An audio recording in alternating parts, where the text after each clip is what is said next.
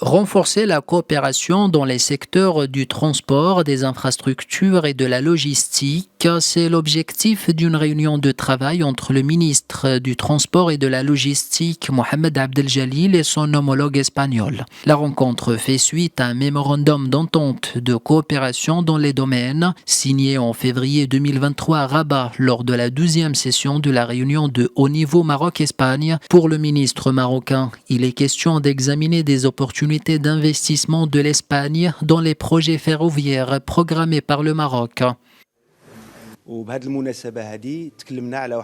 Cette visite représente une opportunité pour aborder des questions d'intérêt commun.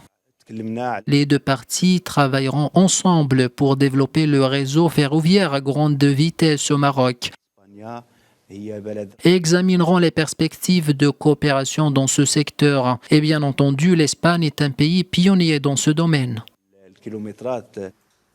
Au cours de cette réunion, les deux parties ont convenu de mettre en place une équipe conjointe chargée d'élaborer un plan d'action sur les sujets d'intérêt commun. De son côté, le ministre espagnol des Transports, qui s'est dit très impressionné par la dynamique de développement enclenchée au Maroc, a qualifié de prioritaire et très importante la relation de l'Espagne avec le Maroc. Cette rencontre revêt une importance capitale pour le gouvernement espagnol, car la relation avec le Maroc est une priorité absolue.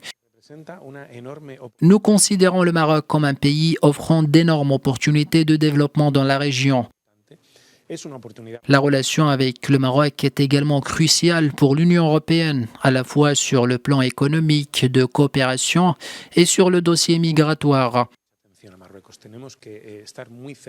Nous devons accorder une attention particulière au Maroc et entretenir des liens étroits, car le développement futur de la région dépend en grande partie des actions du Maroc. Renforcer la coopération maroco-espagnole a été également au centre d'une réunion entre le ministre espagnol des Transports et le ministre marocain de l'Équipement et de l'eau, Nizar Baraka. Durant cette rencontre, les deux parties ont évoqué les projets portuaires du Maroc, notamment Dakhla Atlantique et Nador Ouest, et les préparatifs pour l'organisation de la Coupe du monde de football en 2030.